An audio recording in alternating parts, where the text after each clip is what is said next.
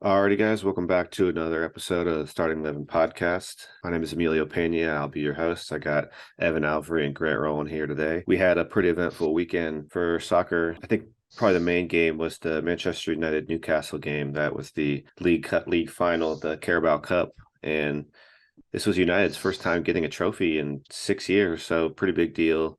Officially, the Erik Ten Hag era has probably been you can call it a success so far. They've successfully ushered away from that toxicity that they had at the beginning of the year. It feels so long ago, and it's just remarkable the job that he's been able to do. Yeah, I agree with that.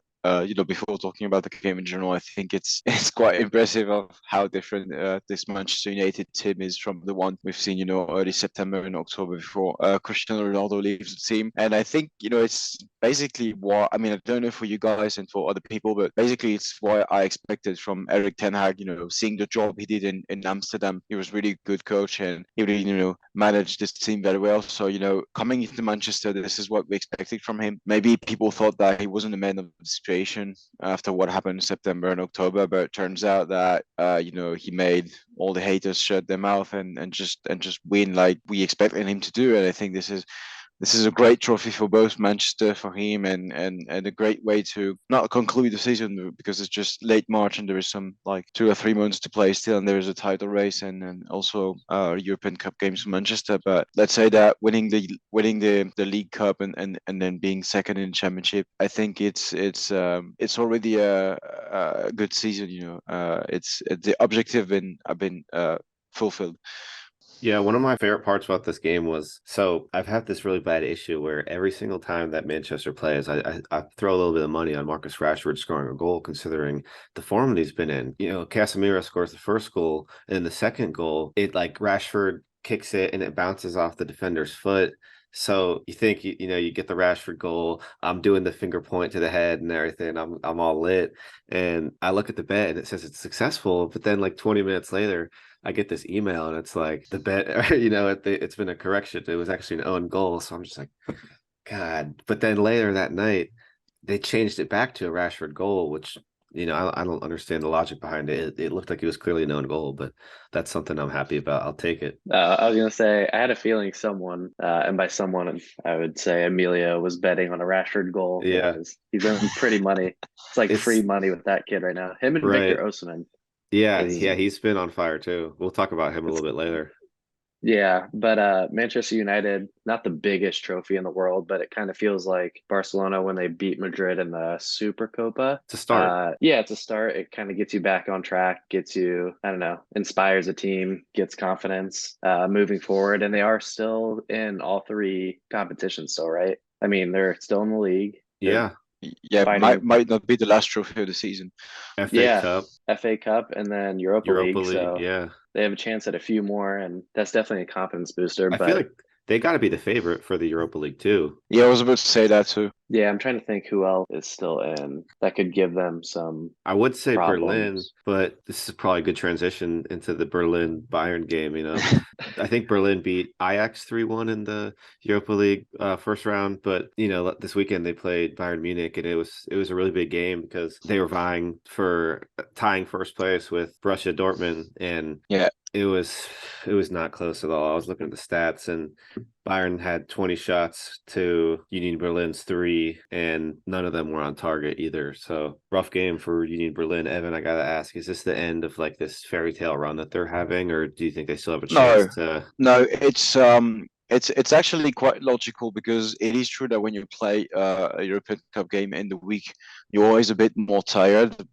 We actually seen many teams that play European games either this week or last week, being a bit tired in their respective championship. Bayern Munich lost again Mönchengladbach last week in Bundesliga after winning against Paris in the Champions League. So no, I think it's not the end of the fairy tale. They've been playing well since 2 years now. They're still in the title race. They're still in the race in Europe too. So no, it's not. It's just I think it's technically it's a logical win because we expected Bayern to win because they're a better team, and also they had to win this game because for those who are not following the Bundesliga, Bayern Union Berlin game was the last game of this match day because they were playing at 6:30 European time on Sunday. So before that, Dortmund won their game, which means that at the moment where Bayern and Union Berlin starts the game, Dortmund is leading the championship by 3 points. So Bayern Munich had to win this game to tie it up with Dortmund, and actually tasted it because it's not the best season we're having in Munich, but at least we have the advantage of scoring a lot of goals. So for the goal average, we are quite ahead of everyone. So if there is tight points with Dortmund, we'll be winning thanks to the goal average statistics. So yeah, it's a close race, and Bayern had to win this game. It feels good to see Bayern, as Bayern fan, playing that well because, as I said, it had been the best season we had in the recent years. We've been struggling pretty much every weekend. So, that clean game, 3 goals, no goals taken, clean sheet against a direct rival for the title. That feels good, That feels good before facing Paris in the Champions League for the second leg, and also just it gives confidence about Bayern current status that finally a good game, a dominant game like we used to do. Yeah, going back to Union Berlin, like what a season they're having. You just love to see those like smaller teams start to come back. I know they're not like teeny tiny, they're relatively big, obviously being from Berlin, but not a name you often see at the top of like the Bundesliga. And I don't know, you said they were in what, the third division, second Yeah, they were in division? second division 2 or 3 years ago, and they got back in the Bundesliga. It's actually a very old club from Germany. It's a Yeah. club that is definitely coming from like the workers' culture and all the stuff. They definitely has that vibe. Like I've been mentioning earlier in this podcast, a few weeks ago, Lens in France has kind of the Hmm. same vibe. But they're big clubs because they are like an historical club. It is true that they haven't been in the Bundesliga for a bunch of years now. So seeing them coming back into the first division, and in the close window of only 2 or 3 seasons, coming back in the first division and then being a title contender and a very serious title contender, and also playing in the European Cup. All of this is just amazing to see that team, playing at that level. Yeah, and it always makes me wonder, like, if you're a team the size of Union Berlin and you are kind of challenging right now for the Bundesliga title, you just won the first round of like the elimination part of the Europa League. Like, what do you kind of value? Because they don't have the resources that like these big clubs have, where you basically have two pretty solid squads that you can rotate and still win games. So it'll be interesting to see kind of what they do. But we were talking on the Instagram chat earlier this week, and Evan said he was more scared of Berlin than he was Dortmund. And he was Yeah, actually kind of nervous for this game, but I don't know, just being an outside fan watching Bayern, it seems like whenever the pressure's on them, they get it done. So I kind of yeah. had no doubt, but And when you're a Bayern fan, you tend to say that you're not confident at yeah. every weekend and just winning it all. But it is true that, as I said, seeing the situation this season, it was logical to be scared about in Berlin, and especially because they're first of all, a title contender, and especially in this situation where like the title race is just playing by 2 or 3 points. Coming back on what you said about both championship and the Europa League. I think that for Union Berlin, the Europa League is just bonus right now. Whatever they do, if they get eliminated right now, or if they go into the final and they win or they lose, wherever they do in the Europa League, I think this will be just bonus. I think that they need and they want to focusing on a championship because they've been missing that feeling of being a title contender, being an important club for Germany for so many years, that now they have this chance to beat Dortmund, to beat Bayern, to beat Leipzig.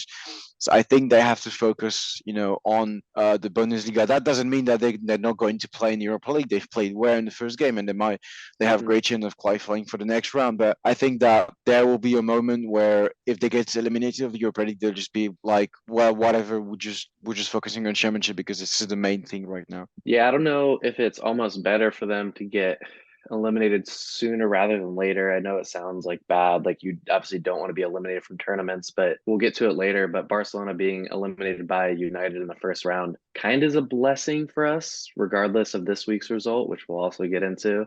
Just because we don't have the squad depth right now with injuries and stuff, like we do really have Yeah, to focus on the league. And it's kind of like Leicester the year after their title winning season. They're in the Champions League and it seemed to definitely. just Yeah. kind of fall apart just because I don't know, that's a lot of games midweek and you don't have the squad to kind of, I don't know, rotate like quality players in and out. It's a bit to come back on Manchester United. I think it's a bit of the same for Newcastle. They've been. It was actually an amazing game, like the atmosphere and the level, because Newcastle had some decent occasions to score, but just Manchester United, it's a logical win. They've been a better team. And you're mentioning Barcelona.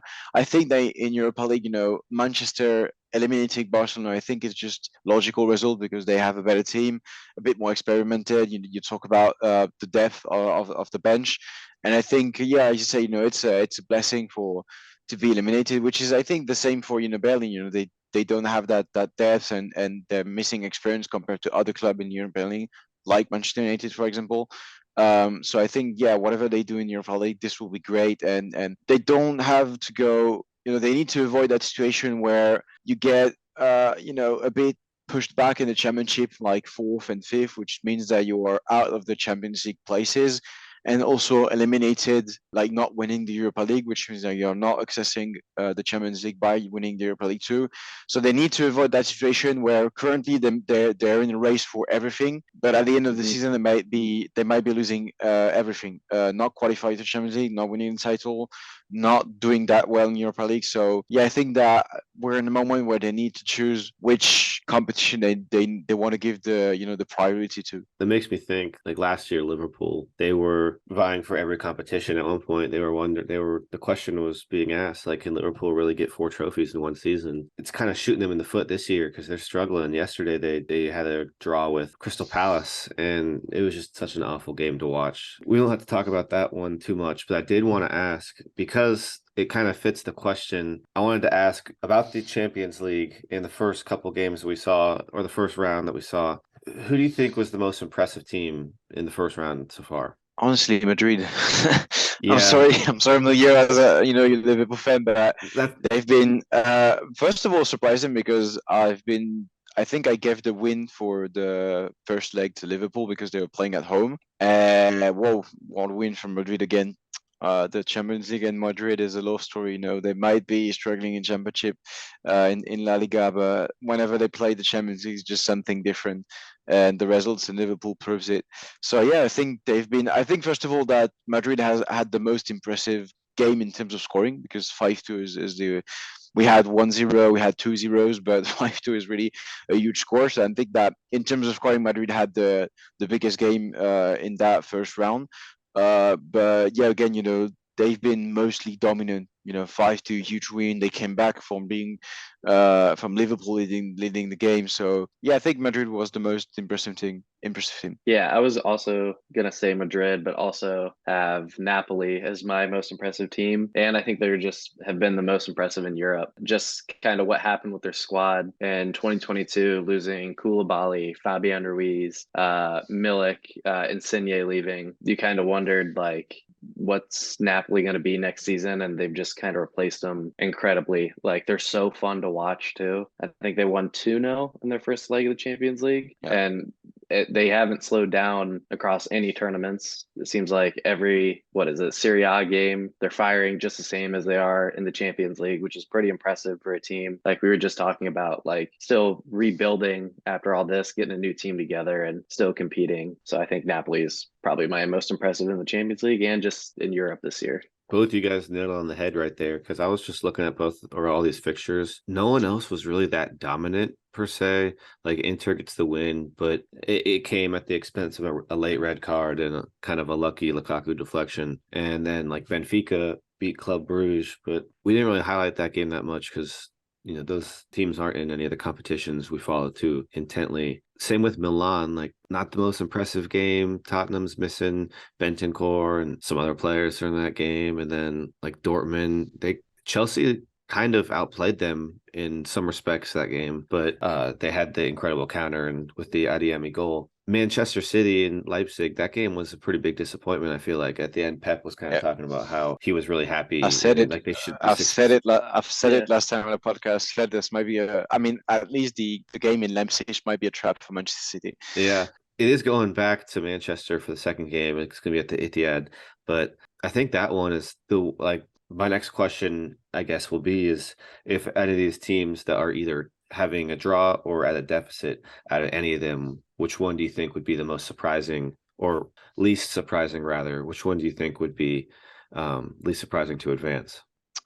Benfica, Madrid, Napoli, and I think that's pretty much everything because all the teams, Leipzig might create a surprise. Bayern is definitely not qualified yet because Paris showed some strong characters in the last 20 minutes. Chelsea obviously coming back in London for the second game. All those teams that, first of all, because the scoring has been obviously tight, either a draw or either 1 or 2-0. And obviously because they're close matches, that we don't really have a dominant team in this first round in Champions League except for Napoli and Madrid. The rest of the matchups are pretty close. So yeah, apart from Madrid and Napoli, I'm not sure who might be a surprise or less expected or more expected to advance the second round. Yeah, I agree. I don't think there's been like a real dominant team. And I also can't see with any of the fixtures like an actual comeback happening. If I were to say two, like they wouldn't be too surprising. Like, of course, PSG. That's why I didn't really put either of them in like most impressive or whatever, just because when you have two teams like Bayern and PSG, like, I don't know, no team is going to look, neither of the teams are going to look incredibly dominant or that much better than the other. So I guess maybe that would count. And then the other one would be Tottenham against AC Milan. I know Morgan, not here with us, would have loved to hear that, but he'll hear it at some point. But again, like not anything, no crazy comebacks in the first leg or the first round of these Champions League games, to be honest. Yeah, I think that's pretty well put. We kind of touched on it very briefly, but I think it's time to circle back to it, Grant. Barcelona, what happened, man? Yeah, that United loss definitely got on the conscience a little bit.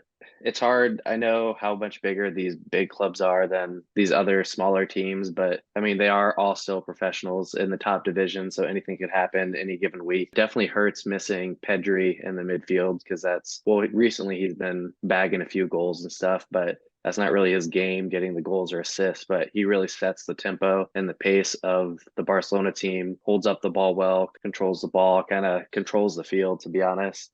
We've definitely been missing Ousmane Dembele a ton. He's probably one of the brightest players in our team at the current moment. But yeah, I don't know, not that concerned about it. It's kind of nice being eliminated from the Europa League because we can focus on the league. Would have been nice to get eliminated from the Europa League and bounce back with a big win, but I don't know, can't complain. Honestly, we have some tough news breaking today that Lewandowski will be out, time to be determined. So we'll be missing him, Pedri, and Ousmane Dembele for this Real Madrid game this weekend. So not really looking forward to that, but I don't know. It's league or nothing right now, and I'm like kind of concerned, kind of not. Xavi's been playing some really weird lineups. That lineup for, I think it was United, was really, really strange. I'm not quite sure what he's doing. I don't know. We'll see. We'll see.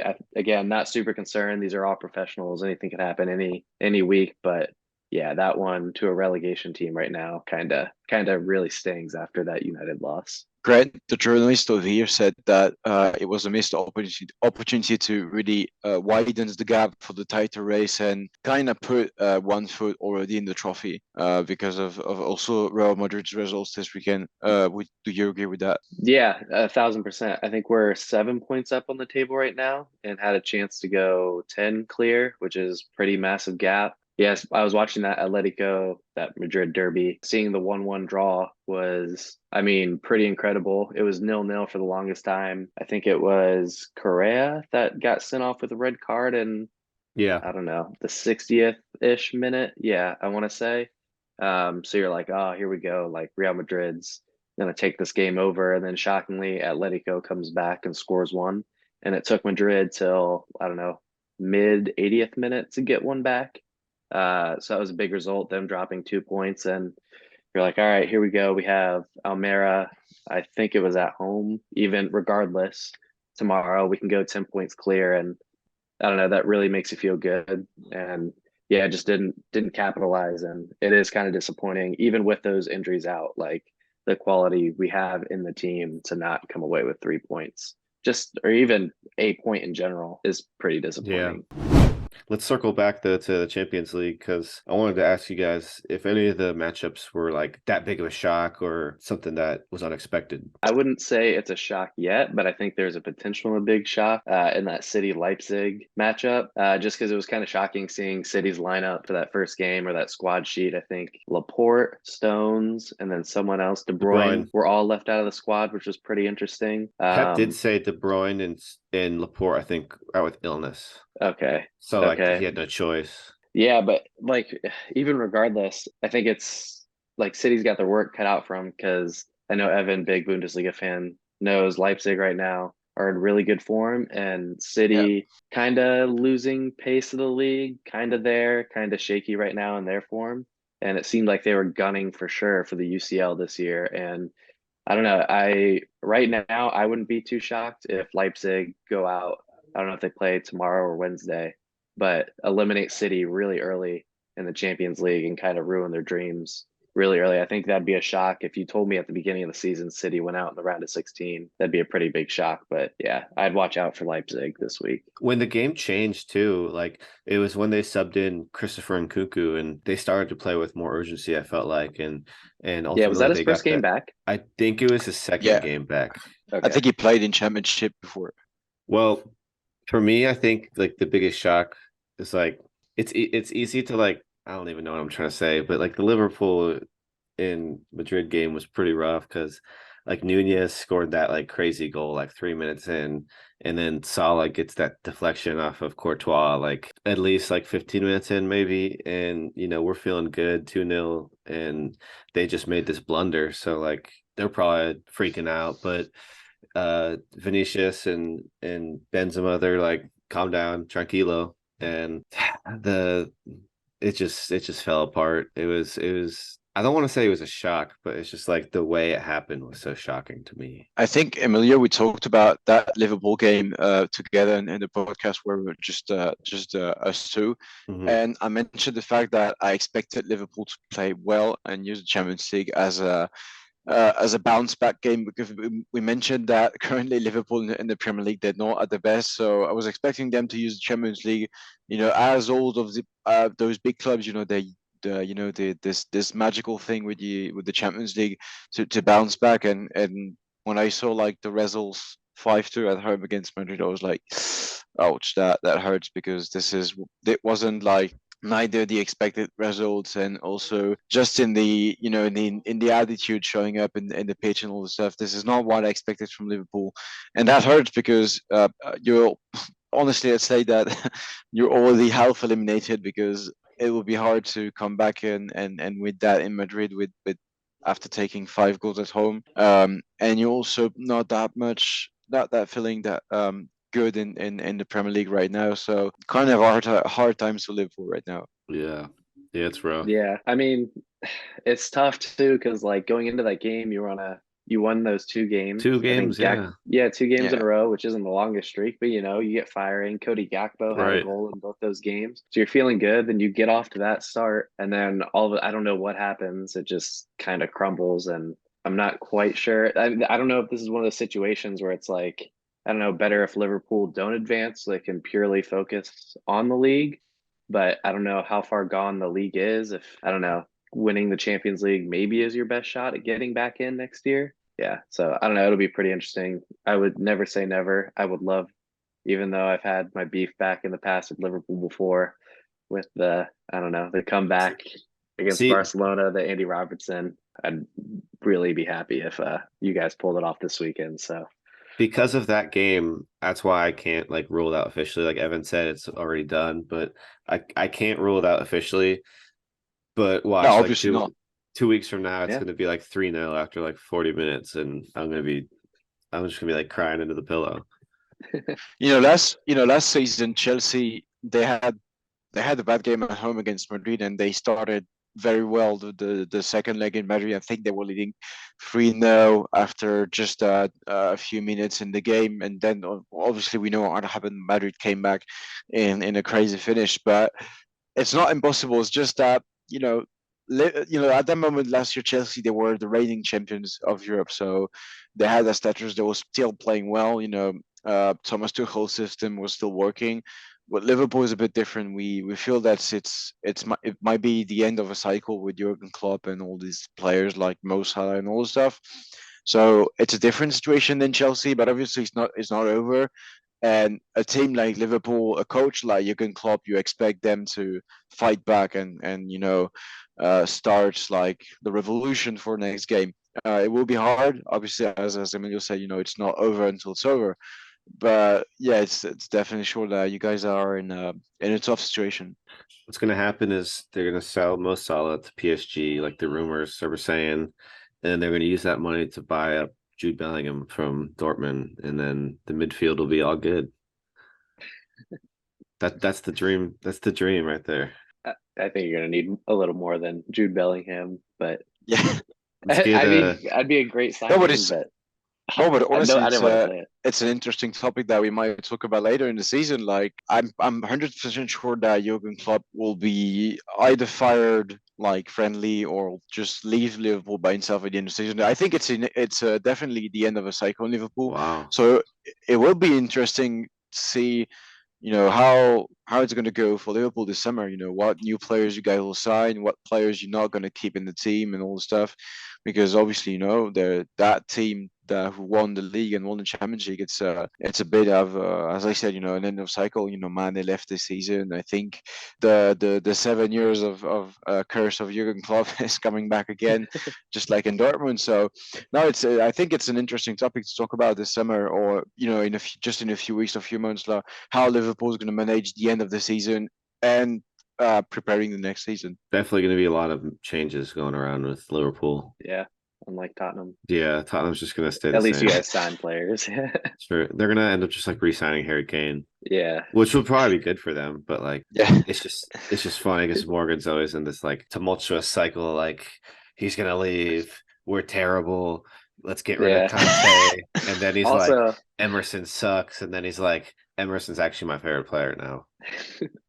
I saw ESPN throw massive shade at Tottenham. They posted a picture of Christian Eriksen today with the Carabao Cup trophy. They were Yeah. like, Christian Eriksen's played almost like 10 years in the Premier League, and this is his first trophy. And if he played, they probably would have won because he would have had that like toxic like stink and curse on him to prevent them from winning. Yeah.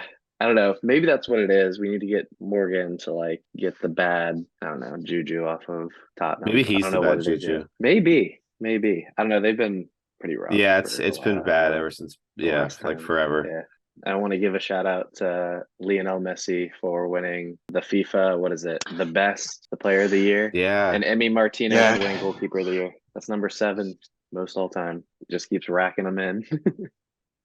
Who won what's the goal for like best goal? Puskas Award? Yeah, the Puskas. Who won that one? I'm not sure. Let's see. They gave it to Marcin Olkesi. He's a Polish amputee and had a scissor kick for He his has one local leg. club, but that's pretty cool. Yeah. That's cool. Yeah, All right. because the Puskas, I guess, isn't necessarily. It's just like any recorded, like Yeah. in-game. Yeah, so that's pretty sweet. Yeah, that is cool. Ronaldo, for the first time since 2007, wasn't included in the FIFA World 11. So that's Wow. The end. It's like officially like the end of an era almost. Yeah, it's over. I mean, there's still Messi, but Right. That's why I said the almost. the end is close.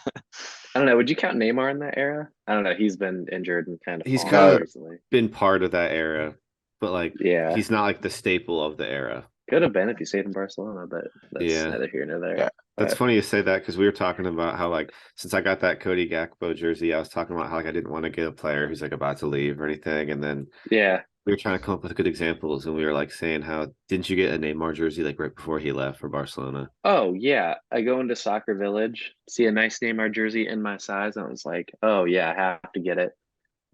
And then we go to Roosters.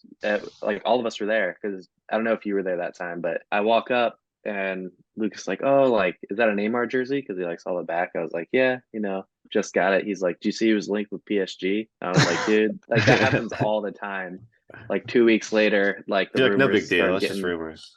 yeah, the rumors started getting like really bad, and then yeah, he was sold, and then we got Ousmane Dembele, And which Coutinho. first couple years rough, yeah, and then Antoine Griezmann put us into massive debt, but We don't have to talk about whatever. that anymore. Yeah. But yeah, I think that'll do it for us this week, and we'll catch you guys next week.